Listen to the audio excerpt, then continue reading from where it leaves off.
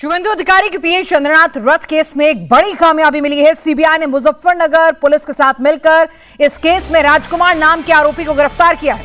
आरोपी को मुजफ्फरनगर से गिरफ्तार किया गया है। राजकुमार ही मेन शूटर है और इसी ने गोलियां चलाई थी। सीबीआई ने आरोपी की ट्रांजिट रिमांड लेकर कल कोलकाता की स्पेशल सीबीआई कोर्ट में पेश की।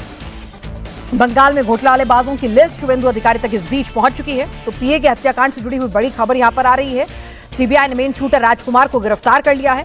मुजफ्फरनगर में पुलिस के साथ मिलकर यूपी के मुजफ्फरनगर से शूटर की गिरफ्तारी हुई है और यही मेन शूटर था और कल कोलकाता की स्पेशल सीबीआई कोर्ट में पेशी होने वाली है। तो लगातार शुभेंदु अधिकारी लॉ एंड ऑर्डर पर कमर कस रहे हैं और साथ ही साथ आपको बता दें कि ये एक अहम कामयाबी मिली है क्योंकि सीधे सीधे शुभेंदु अधिकारी के पीए को अगर टारगेट किया गया था तो मैसेज शुभेंदु अधिकारी तक के लिए था और शुभेंदु अधिकारी ने परिवार को भी ये भरोसा दिलाया था कि सबसे पहले उनके एजेंडे में अगर कोई काम होगा तो आरोपियों तक पहुंचना। और सीबीआई ने यूपी के मुजफ्फरनगर से अब मेन शूटर जिसने गोली चलाई थी राजकुमार, उसकी गिरफ्तारी कर ली है जिसे कल सीबीआई कोर्ट में पेश किया जाएगा।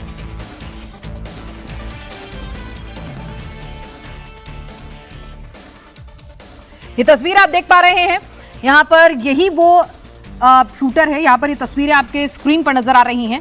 शुभेंदु अधिकारी के पीए के चंद्रनाथ रथ की हत्याकांड से जुड़ी हुई ये अहम खबर आ रही है। जब घर से कुछ किलोमीटर की दूरी पर ही चंद्रनाथ रथ की हत्या कर दी गई थी, ताबड़तोड़ गोलियां चलाई गई थी, उनकी कार को आगे से आकर रोका गया था और फिर किस तरीके से उन पर अंधाधुंध फायरिंग की गई थी। और उसके बाद सीधे सीधे ये मैसेज कहीं ना कहीं सीधे सीधे शुभेंदु अधिकारी के लिए था कि शुभेंदु अधिकारी के दाएं हाथ को अगर आप इस तरह से टारगेट कर रहे हैं। और यहां पर अब आपको बता दें कि इस मामले में अहम गिरफ्तारी हुई है, मेन शूटर पकड़ लिया गया है। इस बीच बंगाल में घोटालेबाजों के खिलाफ भी शुभेंदु अधिकारी की सरकार जो है वो सख्त हो चुकी है। फाइल पर साइन हो चुके हैं। अवैध कमाई वाली प्रॉपर्टीज की लिस्ट भी तैयार हो चुकी है। पुलिस पर पत्थर चलाने वालों का उपचार भी शुरू हो चुका है। इतना प्यार मोहब्बत दे दिया, फिर एक बार नंदीग्राम बना दिया आप लोग। इतना प्यार दिया, मैं आभारी हूं, मैं आभारी हूं। ममता बनर्जी का जो घमंड था तोड़ दिया आप लोग। एक गांव से आया हुआ लड़का को आप लोग आपने अपना आदमी बना लिया। मैं मेरा काम पूरा करूंगा। जय जय श्री राम। बंगाल बदल रहा है, पत्थरबाज पकड़े जा रहे हैं, घोटालेबाज जेल भेजे जा रहे हैं। शुभेंदु अधिकारी के पास घोटाला करने वालों की पूरी लिस्ट तैयार है। बताओ चार नाम। हाँ, सुनना चाहता है ना? एक बेले घाटा का राजू नस्कर 18 प्रॉपर्टी, दूसरा कौसबा का सोना पप्पू 24 प्रॉपर्टी, तीसरा भातीजा Abhishek Banerjee, lips and bounce का 14, अपने नाम में 4, पिताजी का नाम में और भी 6, 24 प्रॉपर्टी। और चौथा नाम सुनना चाहता है? जावेद खान का बेटा 90 प्रॉपर्टी। ये लोग लूटा है, ये लूटने वाला जैसे शांतनु सिन्हा विश्वास अंदर में है, सुजीत बस अंदर में है। आने वाला दिन में सब भ्रष्टाचारी को जेल के अंदर डालने का काम कानूनी तरीके से भाजपा सरकार करेगा। कोलकाता में बवाल मचाने वालों को सबक मिलना शुरू हो चुका है।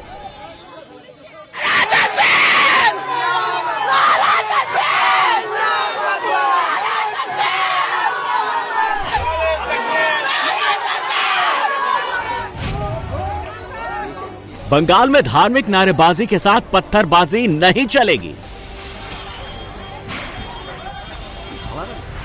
हाथ में पत्थर उठाना, पत्थरबाजी करना और रिलीजियस नारा के साथ गुंडागर्दी करना, ये बंगाल में नहीं होगा, नहीं होगा, नहीं होगा। एंटी सोशल, एंटी नेशनल काम करने वालों को बंगाल में जगह नहीं मिलेगी।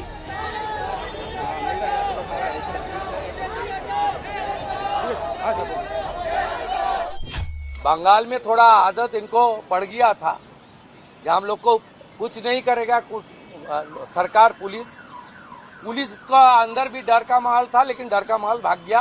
पुलिस कानूनी तरीके से करेगा।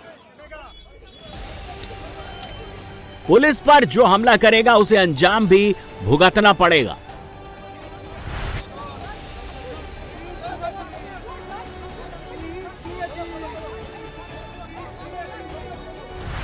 पुलिस लोग इंजर्ड होगा और पुलिस मंत्री एसी रूम में बैठ के देखेगा। ये सब दिन होती, पास्ट इज पास्ट, छोड़ दीजिए। अभी गुंडागर्दी बंगाल में खत्म, जीरो टॉलरेंस। कोलकाता में जिसने पुलिस पर पत्थर चलाए, शुभेंदु अधिकारी ने उन्हें आखिरी वार्निंग दे दी है। ये मैसेज जो उपद्रवी है उनको भी ये मैसेज चला जाना चाहिए। ये सरकार अपने कार्रवाई करेगा। इस सरकार देखना है, सोचना है में नहीं है। बंगाल में पुलिस भी पुरानी है, अधिकारी भी पुराने हैं, बदली बस सरकार है और सरकार बदलते ही बंगाल का पूरा सिस्टम बदल गया है। कोलकाता के पार्क सर्कस इलाके में पुलिस पर पथराव हुआ और उसके 1 घंटे के भीतर ही दर्जनों आरोपी गिरफ्तार कर लिए गए। जो भागकर बस्ती में छुपे थे उन्हें घरों से निकालकर अरेस्ट किया गया। अब आरोपियों के एक्शन पर पुलिस ने कैसे रिएक्शन दिया उसकी तस्वीरें भी देख लीजिए। यह आरोपी नंबर 1 है, इसने पुलिस पर पथराव किया था। आरोपी नंबर 2 ने बसों में तोड़फोड़ की थी।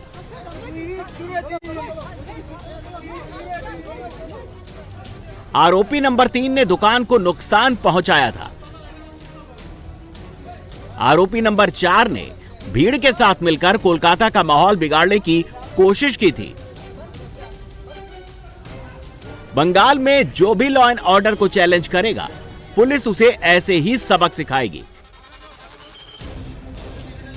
अपराध करके अगर कोई सोचता है कि बच जाएगा, तो उसे समझ जाना चाहिए बंगाल में सरकार बदल गई है, सिस्टम बदल गया है। अब पुलिस उसे घर से निकाल कर गिरफ्तार करेगी।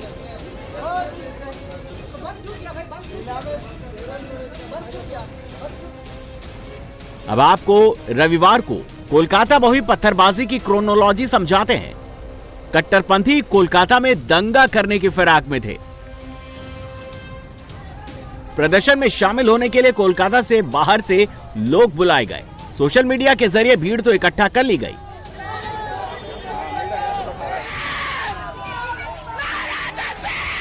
पुलिस से बचने के लिए प्रोटेस्ट में महिलाओं को सबसे आगे की कतार में खड़ा कर दिया गया।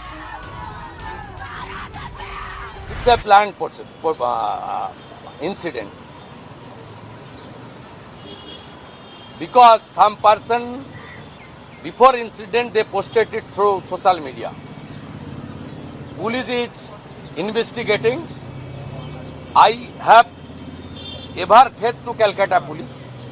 Earlier police is non-functioning due to some political ill motive. Now they are free. They are working as per the law within the BNS. भाईजान का गुस्सा सड़क पर नमाज और लाउड स्पीकर पर पाबंदी का था, लेकिन प्रदर्शन के लिए बहाना बुलडोजर एक्शन और एंटी इंक्रोचमेंट ड्राइव का बनाया गया। कोलकाता के पार्क सर्कस इलाके में हजारों की भीड़ जमा हो गई और सड़क जाम करने की कोशिश करने लगे। पुलिस ने लोगों को समझाने की कोशिश की, लेकिन भीड़ में शामिल उपद्रवियों ने पथराव कर दिया। भीड़ के हमले में 3 पुलिसकर्मी घायल हो गए। इसके बाद पुलिस ने लाठीचार्ज कर उपद्रवियों को खदेड़ना शुरू कर दिया। जब पुलिस की लाठी चली तो भीड़ तितर बितर हो गई। जो अभी तक पुलिस पर पत्थर चला रहे थे वो विक्टिम कार्ड खेलने लगे। काला कानून चल रहा है, यहाँ पर लोगों पर जुल्म ढाया जा रहा है। आप लोग प्रोटेस्ट क्यों कर रहे थे? प्रोटेस्ट इसलिए खास कम्युनिटी पर एक एक्शन लिया जा रहा है। यहाँ पर टारगेट करके एक्शन लिया जा रहा है। पुलिस आई, आप लोगों से बातचीत नहीं करी? पुलिस बातचीत से पहले धमका रहे हैं। यहाँ पर बातचीत करें ना, हम लोग बातचीत करने के लिए तैयार हैं, लेकिन यहाँ पर काला कानून चल रहा है। कैसा काला कानून? क्या? बिल्कुल, जो चाहे खास कम्युनिटी पे टारगेट किया जा रहा है यहाँ पर लोगों पर। क्यों? मुसलमान इस देश का क्या नागरिक नहीं है? बिल्कुल, यहाँ रेसिडेंस के तक घुस करके मुसलमानों को पीछे किया जा रहा है, औरतों को ढकेला जा रहा है। कोलकाता के जिस पार्क सर्कस इलाके में रविवार को बवाल हुआ था, वहां अब सुरक्षा के जबरदस्त इंतजाम किए गए हैं। बड़ी संख्या में सुरक्षाकर्मी मौजूद हैं। किसी भी हालात से निपटने के लिए वाटर कैनन तैयार रखा गया है। पूरे इलाके में कोलकाता पुलिस के साथ आरएएफ और सेंट्रल फोर्स की भी तैनाती की गई है। अभी तक करीब 38 आरोपियों को गिरफ्तार किया जा चुका है। जैसे कि देखा जा रहा है, आज भी सुरक्षा बल यहाँ पर तैनात किया गया है।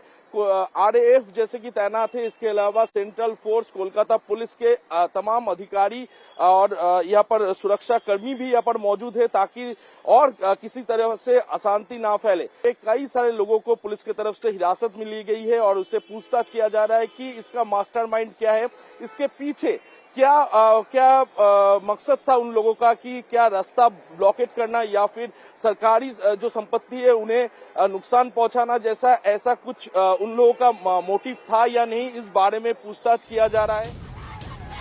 बंगाल में पूरी तरह से योगी मॉडल लागू हो गया है। बंगाल में लगातार एक्शन हो रहा है, गिरफ्तारियां की जा रही हैं, बुलडोजर चल रहा है, तो सरकार ताबड़तोड़ आम लोगों को राहत पहुंचाने वाले फैसले भी ले रही है। पश्चिम बंगाल की शुभेंदु सरकार ने अपनी दूसरी कैबिनेट की बैठक में कई अहम फैसलों पर मुहर लगाई है। बंगाल सरकार ने अन्नपूर्णा योजना को मंजूरी दे दी है, जिसमें महिलाओं के खाते में 1 जून से 3,000 रुपए महीने डाले जाएंगे। महिलाओं के लिए 1 जून से सरकारी बसों में सफर भी फ्री कर दिया गया है। सरकार ने राज्य कर्मचारियों, निकायों और शैक्षणिक संस्थानों के लिए 7वें राज्य वेतन आयोग के गठन को मंजूरी दे दी है। जिन महिलाओं ने CAA ट्रिब्यूनल में अप्लाई किया था, उन्हें अन्नपूर्णा भंडार योजना का लाभ मिलेगा। अगले महीने से धार्मिक आधार पर इमाम और पुजारी को मिलने वाली मदद बंद कर दी जाएगी। ओबीसी कैटेगरी को लेकर हाईकोर्ट के लिए गए फैसले से ही आगे सरकार काम करेगी। बंगाल के लोगों के लिए नई इलेक्ट्रिक बस लाई जाएगी। शुभेंदु सरकार हर 15 दिन में कैबिनेट बैठक करेगी। चुनाव के दौरान बीजेपी ने 2 बड़े कमिटमेंट किए थे। पहला, इंस्टीट्यूशनल करप्शन, दूसरा महिलाओं के ऊपर अत्याचार। आज कैबिनेट बैठक में दोनों के खिलाफ एक्शन को मंजूरी दे दी गई। 2 कमीशन आज कैबिनेट ने बना दिया। एक में चेयरमैन है एक्स जस्टिस विश्वजीत बासु और मेंबर सेक्रेटरी है कोरप्टेड पीपल का जम जयरामन साहब IPS, जिन्होंने SGDA घोटाला में IPS को IAS को जेल के अंदर दिया था। जयरामन साहब ही सब भ्रष्टाचारी को अंदर करने का काम करेगा। आरजीकर से लेकर कामदूनी पार्क स्ट्रीट से लेकर कौसबा लॉ कॉलेज से लेकर रामपुर हाट के शेड्यूल्ड ट्राइब गर्ल चाइल्ड से लेकर बॉकटुइक में मुसलमान महिला से लेकर जितना भी मां, बेटी, बहन, दीदी के ऊपर अत्याचार हुआ, उसको कानूनी तरीके से शिकंजा कसने का काम करेगा। रविवार को कोलकाता में बुलडोजर एक्शन के खिलाफ पत्थरबाजी हुई। आज हावड़ा में पीला पंजा अतिक्रमण हटाने पहुंच गया। हावड़ा नगर पालिका के वार्ड नंबर 44 में शरद चटर्जी रोड पर गैर कानूनी तरीके से एक इमारत बनाई गई थी। इस बिल्डिंग के लिए ग्राउंड +1 का परमिशन लिया गया था, लेकिन शिकायत है कि नियमों के खिलाफ 5 मंजिला घर बनाया जा रहा था।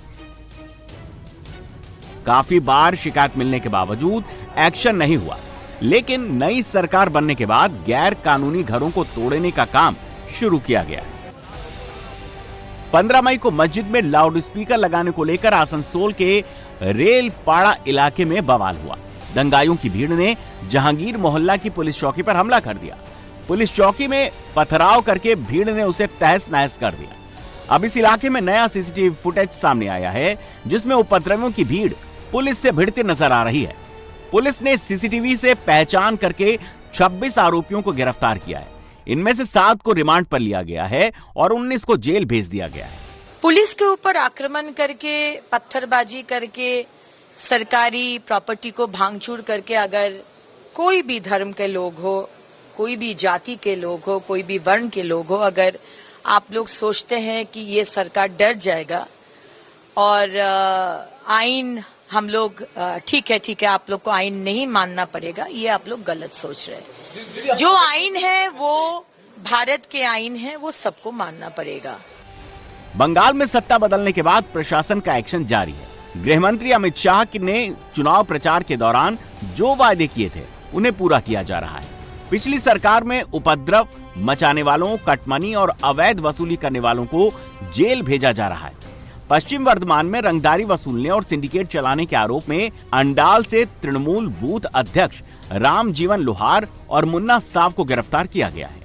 अब दोनों पर अंडाल और आसपास के खनन क्षेत्रों में लंबे समय से सिंडिकेट चलाने के साथ स्थानीय कारोबारियों और आम लोगों से जबरन पैसे वसूलने की शिकायतें मिल रही हैं, जिसके बाद रविवार रात पुलिस ने इन्हें गिरफ्तार कर लिया। पश्चिम बर्धमान के ही दुर्गापुर में भी एक टीएमसी कार्यकर्ता गिरफ्तार किया गया। फरीदपुर ब्लॉक तृणमूल अध्यक्ष शतद्वीप घटक पर रंगदारी, चुनाव बाद हिंसा, बीजेपी कार्यकर्ताओं को धमकाने का आरोप लगा है।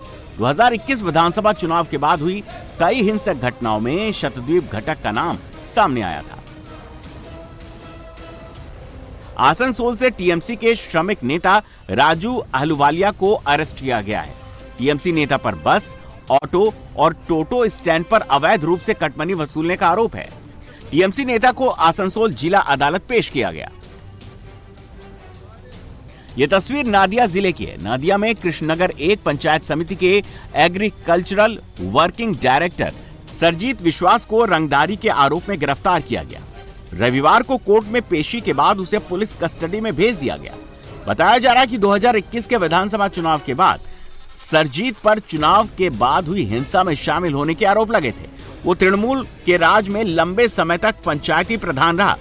वो अभी कृष्णानगर 1 पंचायत समिति के एग्रीकल्चरल वर्किंग डायरेक्टर हैं। सिर्फ टीएमसी नेताओं पर ही एक्शन नहीं हो रहा, टीएमसी सरकार में अवैध तरीके से कमाई करने वालों पर भी शिकंजा कस गया है। लंबे समय तक गायब रहने के बाद सोना पप्पू उर्फ विश्वजीत पोद्दार ने ईडी के सामने सरेंडर कर दिया। सोना पप्पू के खिलाफ जबरन वसूली और जबरदस्ती जमीन हड़पने समेत कई आरोप हैं। लगातार पुलिस एक्शन का इम्पैक्ट है कि ममता सरकार में आम जनता, पुलिस और प्रशासनिक अधिकारियों को धमकाने वाला जहांगीर खान अपनी सुरक्षा के लिए कलकत्ता हाईकोर्ट पहुंच गया।